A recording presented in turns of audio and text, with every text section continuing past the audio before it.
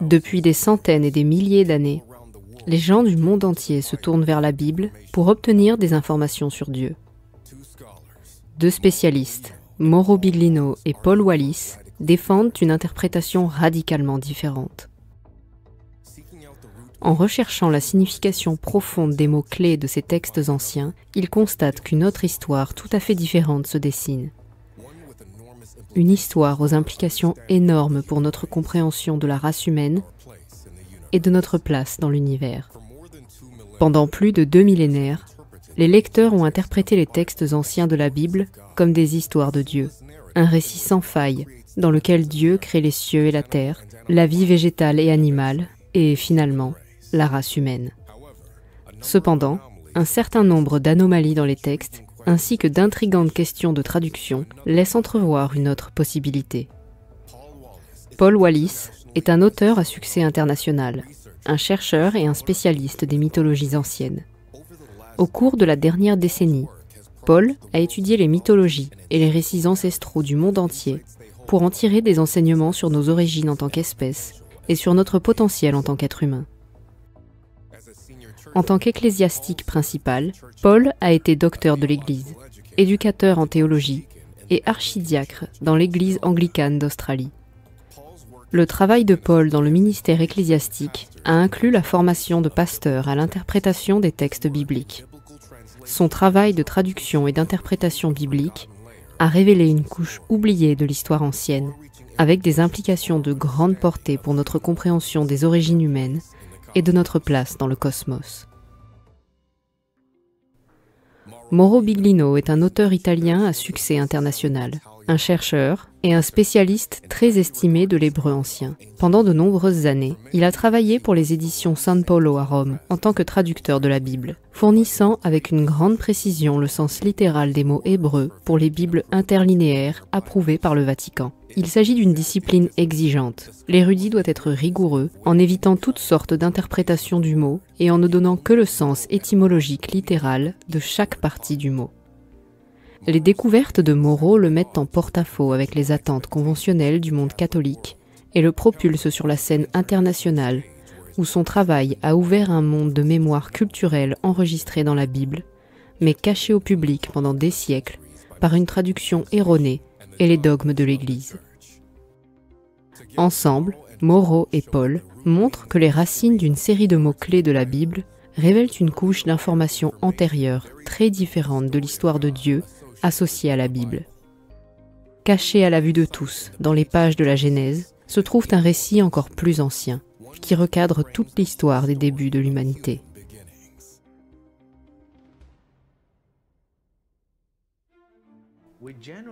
Nous avons généralement l'habitude de lire la Bible dans une bulle, sans nous rendre compte que ces histoires sont parallèles à des récits ancestraux du monde entier. Les histoires du canon hébraïque s'inscrivent dans cette famille plus large de récits, sur une époque où nos ancêtres étaient gouvernés par des êtres non humains.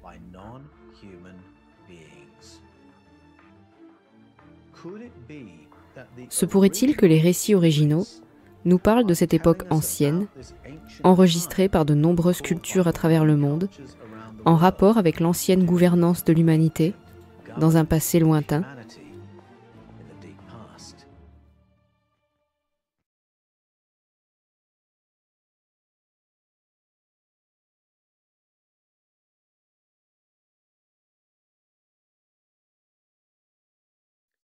Bonjour à tous.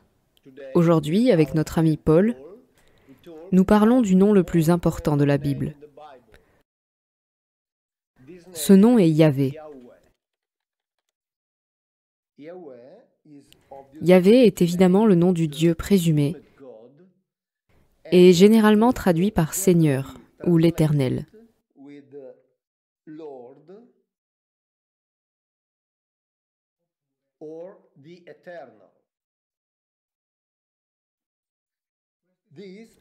Ce sont les deux traductions qui sont utilisées pour retranscrire ce nom.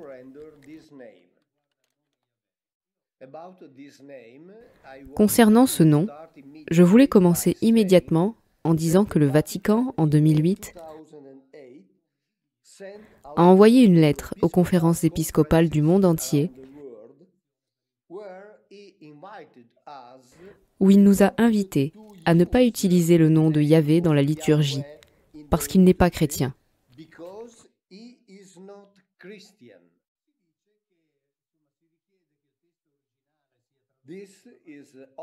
C'est évidemment très étrange, parce que Yahvé est considéré comme Dieu le Père. Mais je voudrais faire une autre remarque.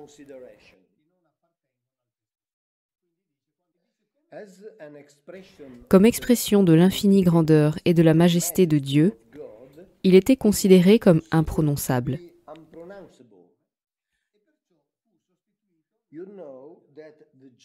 Vous savez que les Juifs ne peuvent pas prononcer ce nom. Et donc, il a été remplacé dans l'Écriture en utilisant un nom alternatif, Adonai, qui signifie Seigneur.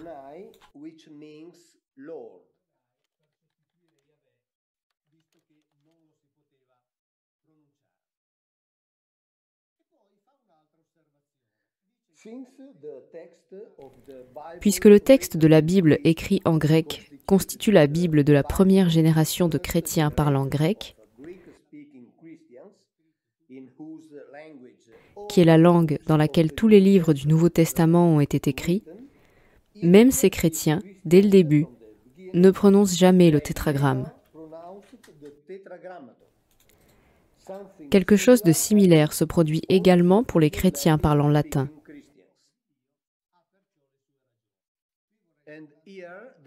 Il y a une autre remarque importante. Le nom de Jésus est un nom latin. Ce n'est pas la traduction de l'hébreu, parce qu'en hébreu, nous avons Yoshua.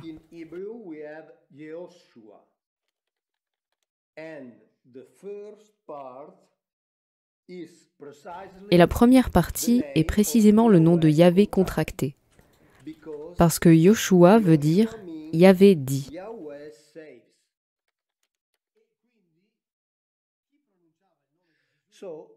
Donc, ceux qui ont prononcé le nom de Jésus en hébreu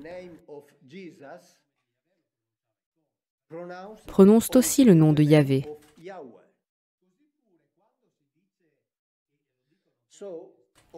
Également, quand les chrétiens d'aujourd'hui disent Alléluia,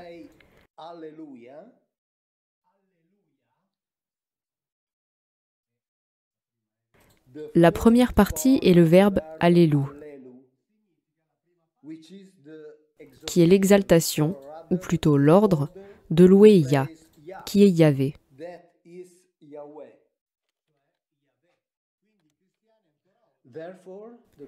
C'est pourquoi les chrétiens utilisent encore le nom Yahvé, au moins à chaque fois qu'ils chantent l'Alléluia.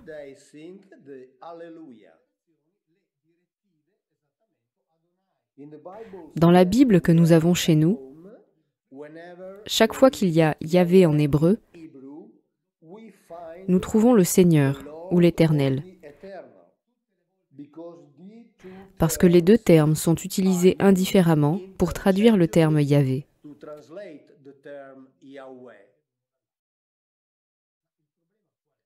Mais quel est le problème?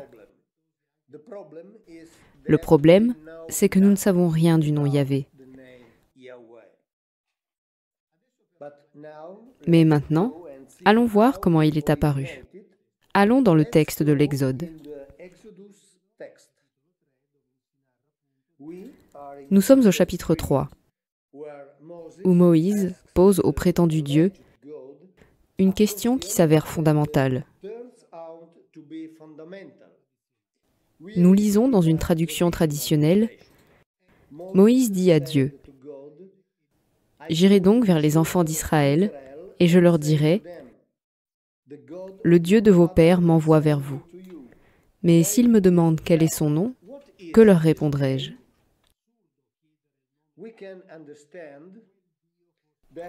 Nous pouvons comprendre qu'il serait absurde de demander le nom de Dieu si ce Dieu est le seul et donc sans équivoque. Et cela est plus évident en hébreu, parce qu'en hébreu, il dit en fait « Et Moïse dit à l'Élohim », c'est-à-dire que Moïse parle à cet Élohim qui s'est présenté à lui. Donc, Ici, il y a l'article, et ici, il n'y en a pas.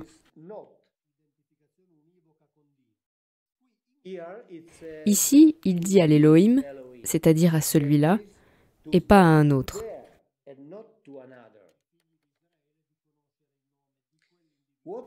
Que leur répondrai-je ? Dit Moïse. Dieu dit à Moïse, je suis celui qui suis. Et il ajouta, c'est ainsi que tu répondras aux enfants d'Israël. Celui qui s'appelle Je suis m'a envoyé vers vous. Ici, je suis qui je suis en hébreu et Ayé Asher Ayé, qui, comme vous pouvez le voir ici, est traduit je serai qui je serai.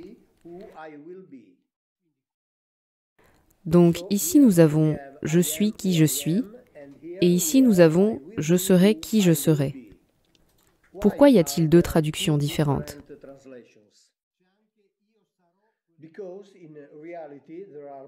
Parce qu'en réalité, il y en a plus. Il y a aussi je serai ce que je suis, je serai ce que j'étais, c'est-à-dire qu'au fil des siècles, les exégètes ont essentiellement formulé toutes les hypothèses possibles pour traduire ce nom.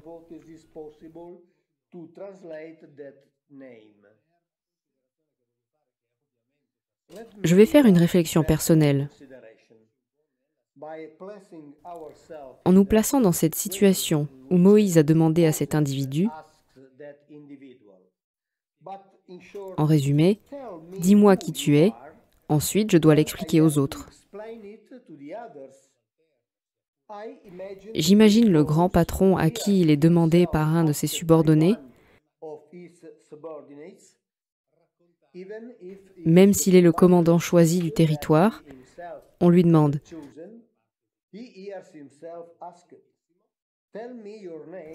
Peux-tu me dire ton nom ? Parce que je dois le dire aux 12 tribus, et ensuite les convaincre de te suivre. »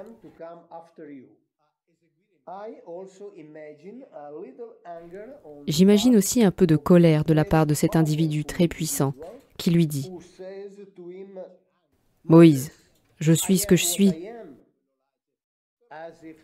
comme pour dire « mêle-toi de tes affaires ». Qui je suis n'a pas d'importance. D'ailleurs, j'ai eu le plaisir de lire dans la Bible hébraïque, publiée par Giuntina et éditée par Rav Dario Disegni, qui, dans le commentaire sur ce verset dont nous parlons, dit que la réponse de Yahvé à Moïse peut signifier « Mon nom n'a pas d'importance. Ce qui compte, c'est que je suis. »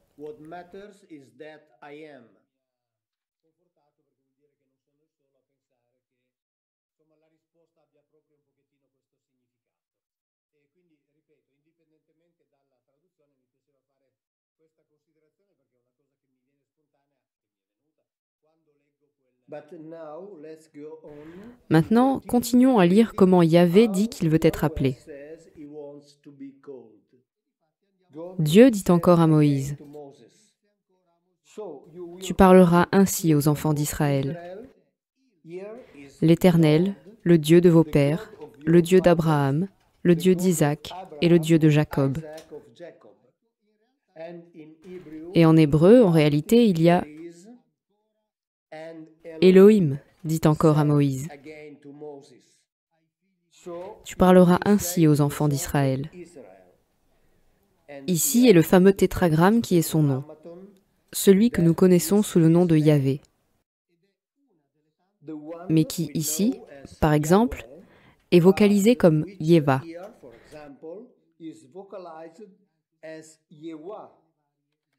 C'est une des nombreuses vocalisations possibles parmi les autres. Immédiatement après, il y a l'importante déclaration qui identifie ce terme comme son nom. Et Yahvé dit, « Ce nom est le mien à perpétuité. Et ceci est ma mémoire de génération en génération. » C'est-à-dire qu'avec ce nom, vous vous souviendrez de moi pour l'avenir. Avec cette indication qui est le fameux tétragramme. Donc, nous ne savons vraiment rien de ce fameux nom. Quand Moïse a demandé à cet individu son nom, peut-être que la langue hébraïque n'existait pas. Et donc, quand Moïse a posé cette question à Yahvé, dans quelle langue son nom était-il prononcé? Nous ne le savons pas.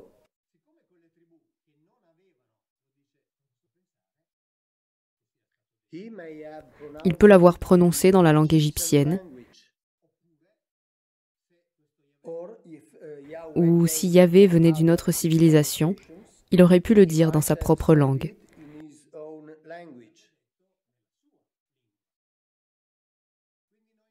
Donc nous ne savons rien. Nous ne savons pas dans quelle langue il a été écrit. Nous ne savons pas comment il a été dit. Nous ne savons pas comment il était prononcé. Pourquoi? Parce qu'il a été écrit plusieurs siècles après qu'il ait été prononcé. Parce qu'il a été écrit sans voyelles, et les voyelles ont été insérées plusieurs siècles plus tard, entre le 6e et le 9e siècle, après Jésus-Christ.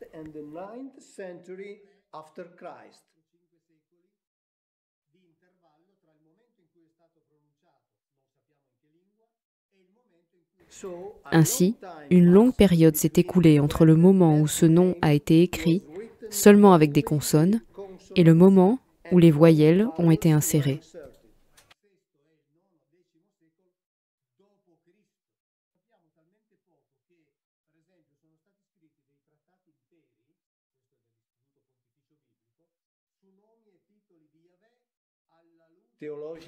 Les théologiens ont écrit de nombreux traités sur ces noms.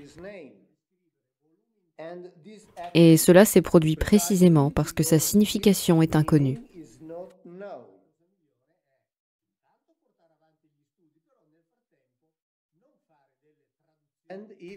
Si vous ne savez pas, la meilleure chose est de ne pas faire de traduction.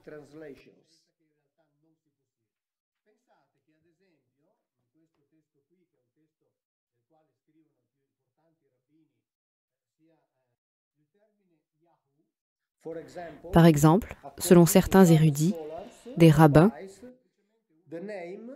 le nom pourrait simplement être une interjection et signifie « c'est lui ». C'est l'expression qu'ils ont utilisée quand ils l'ont vu arriver. Et il a pu leur dire « Très bien, souvenez-vous de moi sous ce nom ».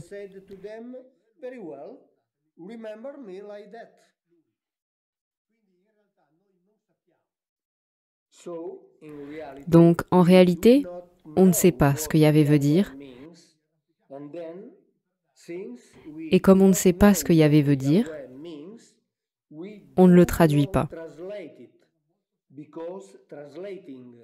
Parce que traduire avec Seigneur ou traduire avec l'Éternel est une invention dans la traduction. Nous en sommes sûrs.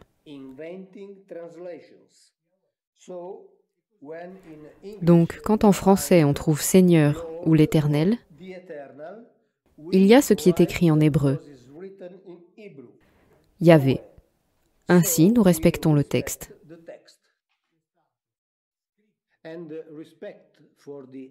Le respect pour les anciens auteurs est précisément le but de cette collaboration avec Paul. Ciao d'Italie.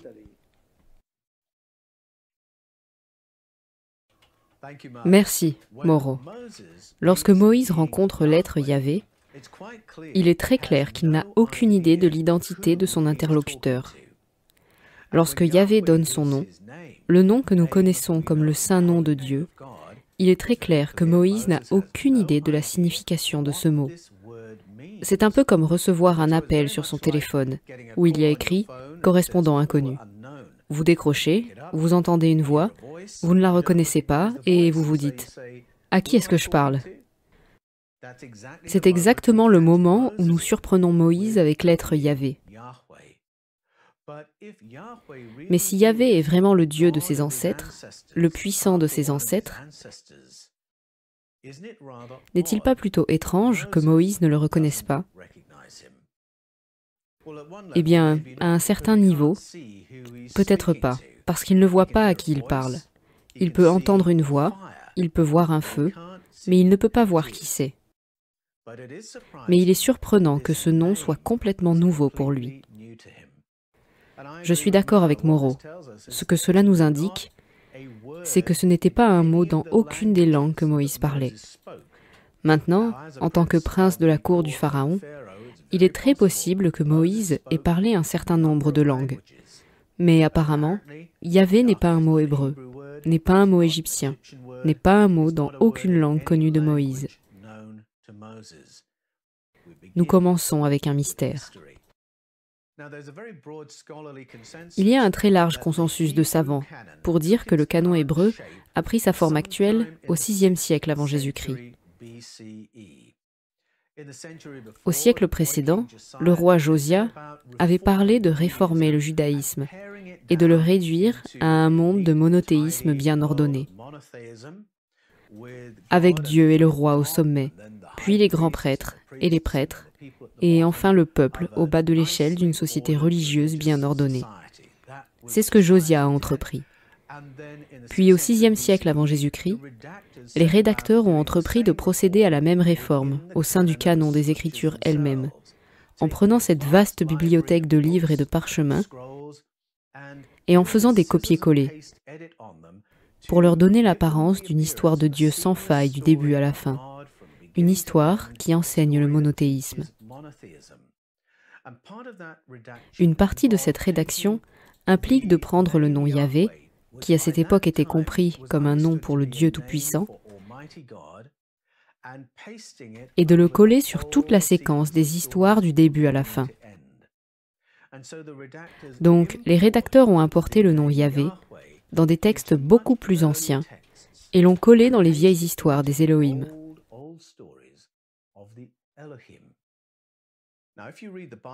Si vous lisez la Bible attentivement, vous pouvez repérer cela, parce que vous pouvez voir le nom Yahvé dans des textes qui précèdent la rencontre où Yahvé donne son nom.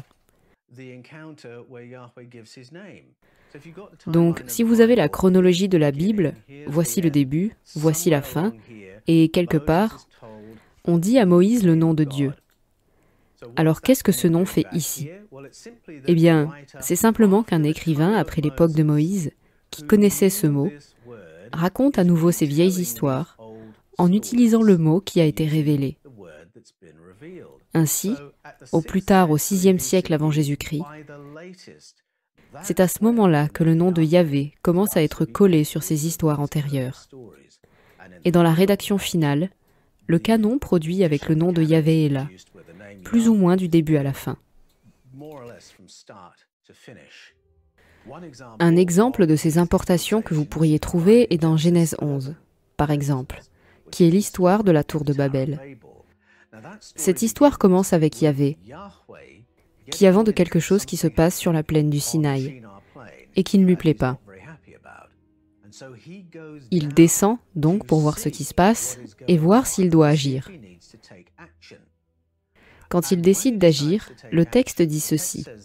« Allons, descendons, et là, confondons leur langage. » Qui est « nous » ? Eh bien, le « nous » sont les Élohim dans le récit original. Yahvé se désigne lui-même comme un Élohim à de nombreuses reprises. Et il est clair que dans Genèse 11, il est l'un des nombreux Élohim à cause de cette forme verbale plurielle. Descendons et confondons. Au moment où Moïse rencontre Yahvé, Yahvé s'identifie comme un Élohim, un puissant. Il dit à Moïse, « Dis-leur que le puissant Yahvé, le puissant de tes ancêtres, t'a envoyé vers eux. »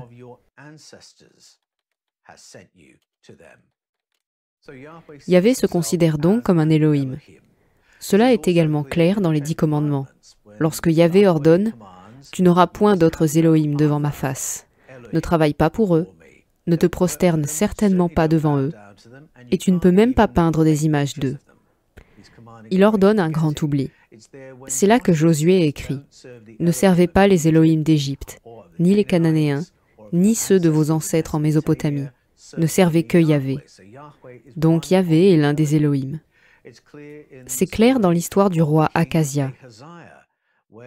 quand il tombe d'une échelle et se casse le dos. Akazia veut savoir s'il est en train de mourir. Il envoie donc ses messages à Ekron pour s'enquérir de l'Élohim d'Ekron, le puissant d'Ekron, qui selon lui peut donner un pronostic précis. Quand Yahvé l'apprend, il est furieux. Selon son porte-parole, Yahvé dit « N'y a-t-il pas un Élohim ici ?» pour qu'Akazia aille courir auprès de l'Élohim d'Ekron. Yahvé s'identifie donc comme l'un des Élohim.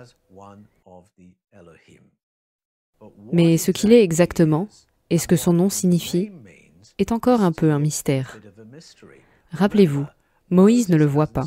Il entend seulement une voix, et il voit un feu. Il ne sait donc pas qui ou ce qu'est Yahvé, et il ne sait pas ce que ce mot signifie, car il lui est étranger. À la fin de la période de rédaction de la Bible, Yahvé était utilisé comme le nom sacré de Dieu. Si vous vouliez parler de Dieu, la source du cosmos avec tout ce qu'il contient, alors vous vous référiez à Yahvé. Mais est-ce là le sens de ce mot au commencement? Et je vais suggérer que non, ce n'est pas ce qu'il signifiait.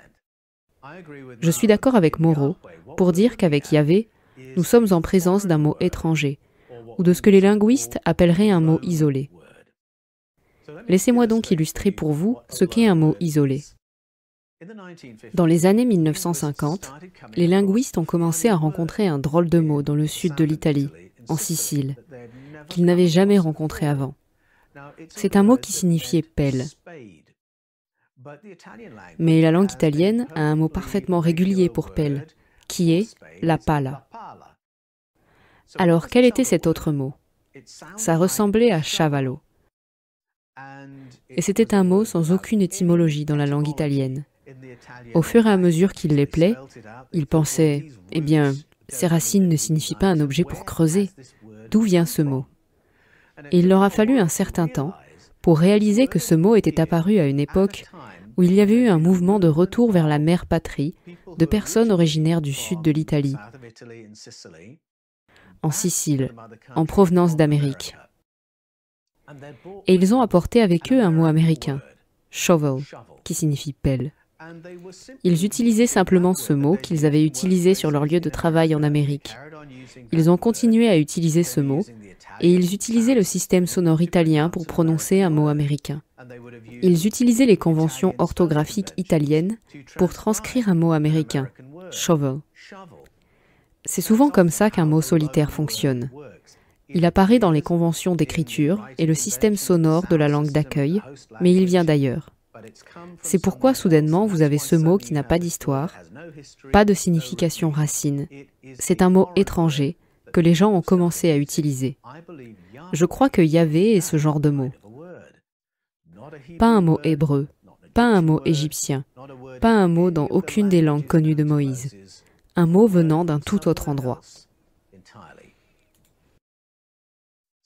Donc, d'une certaine manière, lorsque Moïse pose sa question, « Pardon, à qui est-ce que je parle ?» il n'obtient pas vraiment de réponse. Quand l'être Yahvé dit « Ayez, Asher, ayez », « Je suis qui je suis », c'est une sorte de non-réponse. Il dit en quelque sorte « Eh bien, c'est à vous de le découvrir ». Mais au bout d'une phrase environ, il utilise le nom de Yahvé. Il commence donc par dire « Dis-leur que c'est « Je suis » qui t'envoie. Dis que c'est « Je suis d'Israël » qui t'envoie. Puis dans la même phrase, il dit « Dis-leur que Yahvé, le puissant des ancêtres, t'a envoyé vers eux. » Revenons donc à cette phrase « Je suis », car comme le dit Moreau, elle peut être « Je suis qui je suis »,« Je suis ce que je serai »,« Je serai ce que je serai ». C'est une réponse très énigmatique qui veut vraiment dire « Eh bien ça, c'est à vous de le découvrir. Vous allez devoir me suivre pour le découvrir. » Mais quand vous arrivez à la Septante, vous trouvez qu'il y a une autre façon de comprendre cette réponse. La Septante était la traduction grecque du canon hébreu, utilisée par Jésus et ceux qui ont écrit pour lui. Jésus et ceux qui ont écrit pour lui considéraient cette traduction comme la meilleure, Elle était inspirée. C'était un merveilleux rendu de l'hébreu original. Quand vous lisez la Septante, son interprétation de la réponse de Yahvé est celle-ci. Et Moïse dit à Dieu, « Voici, je vais aller vers les enfants d'Israël. Je leur dirai, le puissant de nos pères m'a envoyé vers vous. Et ils me demanderont quel est son nom. Que leur répondrai-je ? Et le puissant a parlé à Moïse en disant, Legon, ego, emi, o-on. Dis-leur que je suis l'être. Dis ceci aux enfants d'Israël. L'être m'a envoyé vers vous. À quel genre d'être avons-nous affaire ? Il y a peut-être un indice dans le tétragramme, ces 4 lettres qui sont devenues le nom sacré de Dieu. C'est le nom que l'être a commencé à utiliser pour lui-même dans la phrase suivante. La phrase suivante commence ainsi.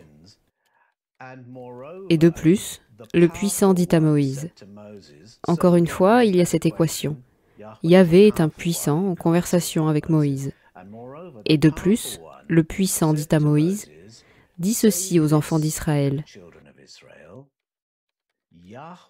Yahvé Élohé de vos pères, l'Élohé d'Abraham, l'Élohé d'Isaac, l'Élohé de Jacob, m'a envoyé à vous.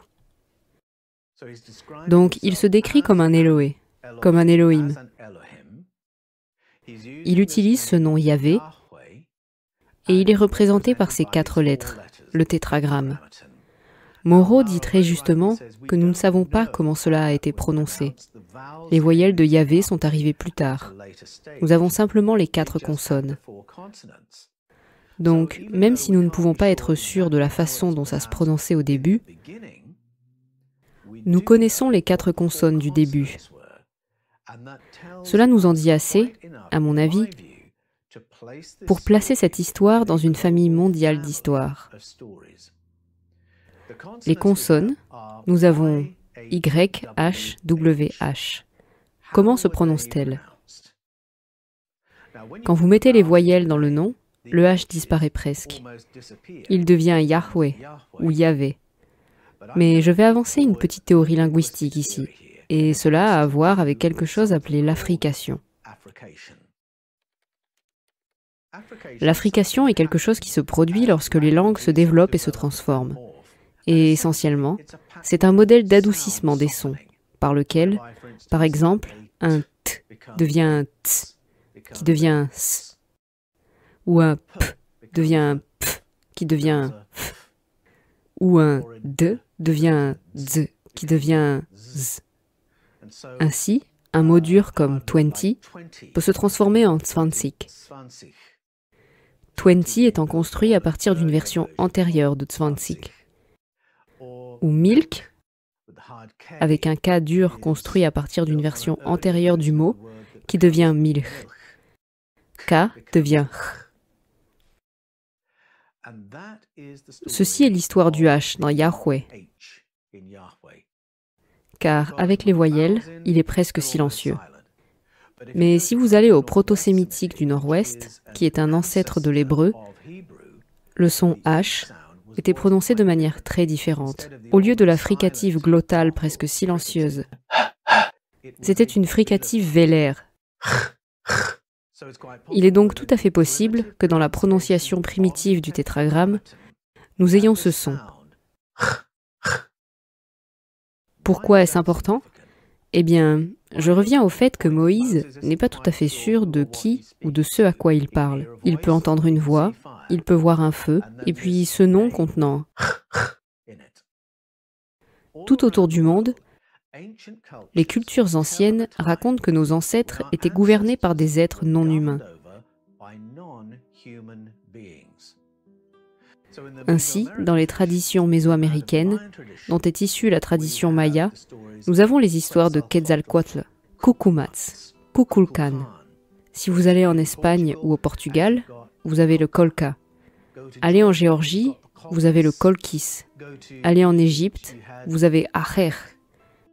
Allez au Japon, et vous avez Ikuchi, Kuchedra. Et vous pourriez remarquer qu'il y a une similitude phonétique entre tous ces noms. C'est le son k ou h. Ils font tous référence à ces êtres non humains qui ont gouverné nos ancêtres dans un passé lointain. De manière intrigante, ces histoires nous disent quelque chose sur ce à quoi ressemblent ces entités. Ainsi, Quetzalcoatl est décrit comme un serpent à plumes. Certaines de ces entités sont décrites comme créant une traînée de feu. Imaginez le dragon chinois, et vous avez devant vous un type d'entité très similaire. D'autres histoires des à travers le monde parlent d'êtres qui exigent des volumes prodigieux de bœufs, de filles vierges, d'or, et peuvent vous détruire avec un souffle qui peut être enflammé. Beaucoup de ces images se répètent donc dans les histoires autour du monde. Dans certaines histoires du canon hébraïque, on trouve des parallèles. Vous avez des entités qui exigent des volumes prodigieux de bœufs, de filles vierges et d'or, qui ont une voix puissante et qui ont un souffle qui peut être enflammé. Et encore une fois, ces histoires sont associées aux des récits hébraïques. Un exemple de ceci serait dans Nombre 31-17,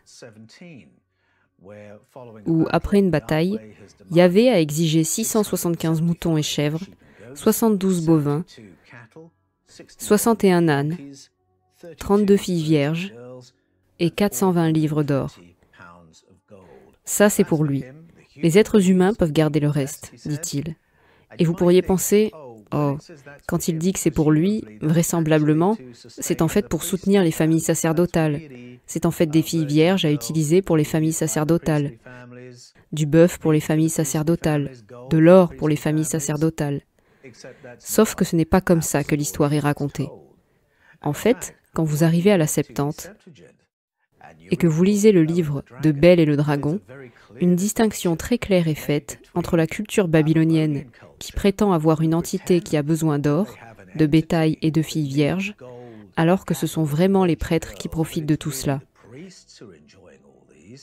Cette culture est tournée en dérision, parce que ce n'est pas le cas du peuple d'Israël.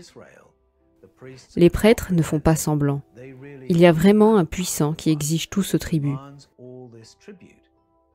Et son nom est Yahvé. Nous avons généralement l'habitude de lire la Bible dans une bulle, sans nous rendre compte que ces histoires sont parallèles aux récits ancestraux du monde entier. Donc, ces similitudes dans les histoires du canon hébraïque le placent dans cette famille plus large de récits, à propos d'une époque où nos ancêtres étaient gouvernés par des êtres non humains.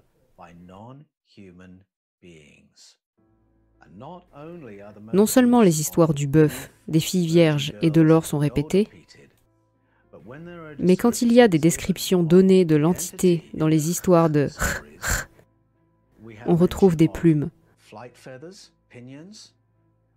On retrouve cette voix puissante et on a ce souffle qui peut être enflammé et peut détruire des choses.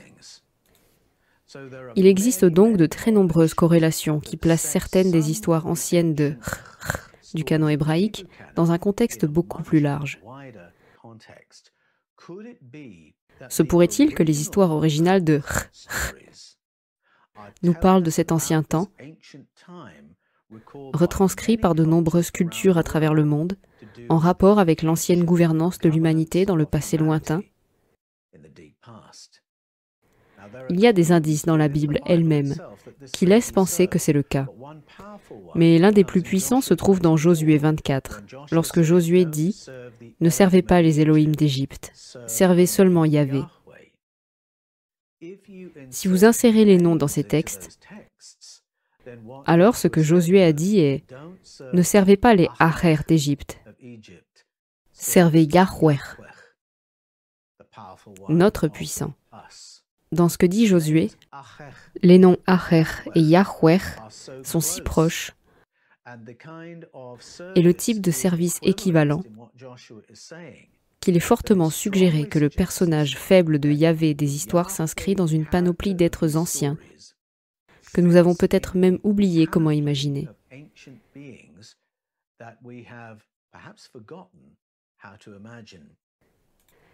Dans de nombreux récits du monde entier, il y a un moment où les sociétés humaines disent qu'elles ne veulent plus être gouvernées par des êtres non humains. Nous voulons des rois humains, des reines humaines, une gouvernance humaine pour la société humaine. Et vous voyez ce pivot se produire dans les histoires et les cultures du monde entier. On le trouve dans les histoires africaines, celle de la passation de pouvoir de Ojitsu à Oba, dans les histoires sumériennes, où nous avons le roi transitoire Gilgamesh, ce roi hybride, qui prend le relais des puissants non humains qui gouvernaient, puis passe le relais aux rois et reines humains. Il y a aussi un moment charnière dans la Bible, où le peuple d'Israël dit au porte-parole de Yahvé qu'il ne veut plus d'un gouverneur non humain, qu'il veut des rois humains pour une société humaine. Maintenant, pensez-y. Cela se passe dans 1 Samuel 8. Si à ce moment-là, Yahvé signifie Dieu Tout-Puissant, cette histoire est bizarre. Pourquoi échanger un roi humain contre Dieu Tout-Puissant? Le Dieu Tout-Puissant vous protège sûrement mieux sur le champ de bataille qu'un roi humain. Mais non, la forme de l'histoire vous dit qu'ils échangent un souverain non humain contre un souverain humain. Et cette transition se produit dans bien des récits impliquant dans le monde. C'est pourquoi je crois que le tétragramme est en fait un indice qui place l'histoire biblique dans un contexte beaucoup plus large, qui en fait une partie d'une histoire beaucoup plus grande sur l'histoire de notre planète, l'histoire de la race humaine et l'histoire de nos concepts de Dieu. Si vous vous référez à 1 Samuel 8, c'est un indice que Yahvé ne fait pas référence au Dieu Tout-Puissant à ce moment-là. La compétition jalouse de Yahvé avec le puissant d'Écron serait un autre indice que ce n'est pas au Dieu Tout-Puissant que vous avez affaire à ce moment-là. Le premier roi humain, dans l'histoire hébraïque, est le roi Saül, que Yahvé sabote. Lorsque Yahvé envoie le roi Saül au combat, Saül fait ce qui a été fait auparavant. Il gagne la bataille et il ramène un tribut. De l'or, des jeunes filles vierges, des bœufs et plein d'autres choses encore pour les donner à Yahvé. Mais Yahvé est furieux contre Saül. Il est furieux et il dit « Tu ne seras plus roi, car tu n'as pas suivi mes instructions. Je voulais une terre brûlée, chaque homme, femme, enfant et animal mort. Et parce que tu n'as pas réussi à le faire, tu peux oublier de me supplier de te pardonner. » Et au début, Saül est très confus. Il dit « Mais j'ai fait ce que tu m'as demandé. J'ai gagné la bataille. Je t'ai apporté tout ce tribut. Non, tu ne m'as pas suivi à la lettre. C'en est fini de toi. » Et Yahvé se dresse contre Saül et le rend fou, jusqu'à ce que Saül se suicide. C'est un autre indice que la forme originale de cette histoire, et même la forme que nous avons maintenant, n'est pas une histoire de Dieu, la source transcendante de toutes choses. Dieu, la source du cosmos et de tout ce qu'il contient. Dieu, ce champ unifié d'amour dans lequel nous vivons tous, nous déplaçons tous, et où nous avons tous notre être. Non. L'entité de cette histoire est quelque chose de très différent. Et c'est un quelque chose qui s'inscrit dans le monde des récits, sur ces entités. Ainsi, lorsque nous revenons à ce moment, lorsque Moïse a rencontré et qu'il ne savait pas ce qu'il était, ou qui il était, ou à qui il parlait, nous réalisons qu'il y a un mystère bien plus grand à explorer, comparé à ce que nos traductions conventionnelles nous ont fait comprendre. Aujourd'hui, en raison de cette rédaction finale au VIe siècle avant Jésus-Christ, nous pensons que la Bible est un livre consacré à Dieu. Mais en creusant dans les racines de nombreux mots que nous associons à Dieu, Elohim, Elion, Yahvé, nous voyons qu'il y a une autre couche de l'histoire. Qu'en fait, dans les pages des Écritures hébraïques, il y a une pléthore d'êtres. Il y a toute une diversité d'entités mystérieuses qui se baladent dans le texte, et non pas d'une manière étrange ou vague, mais d'une manière qui est parallèle à de nombreux récits ancestraux du monde sur les débuts de l'humanité et l'expérience de nos ancêtres dans le passé profond.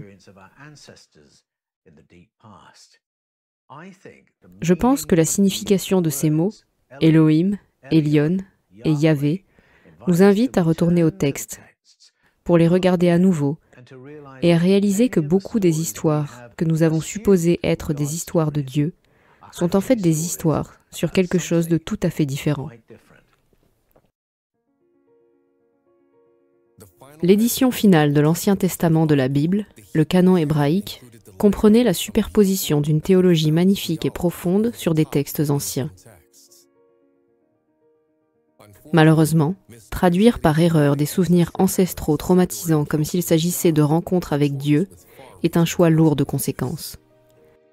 La croyance en un Dieu violent, xénophobe et hiérarchique a été utilisée à travers les âges pour justifier des guerres violentes et toutes sortes d'abus. Cependant, la fidélité avec laquelle les anciens manuscrits ont été conservés dans le canon hébraïque par d'innombrables générations de prêtres et de scribes signifie que dans notre génération, nous pouvons maintenant revenir à ces artefacts fascinants de notre préhistoire et nous demander comment ils pourraient être traduits différemment. Pour en savoir plus sur Paul Wallis et Mauro Biglino, ainsi que des liens vers leurs ouvrages publiés, suivez les liens dans la description de la vidéo. Si vous souhaitez soutenir mon travail pour me permettre de le poursuivre, n'hésitez pas à vous abonner, partager, rediffuser cette vidéo et à faire un don sur Tipeee ou Liberapay, car l'intégralité de mes contenus est et restera gratuit. Je ne peux donc pas continuer sans votre soutien. Merci à tous et à très bientôt.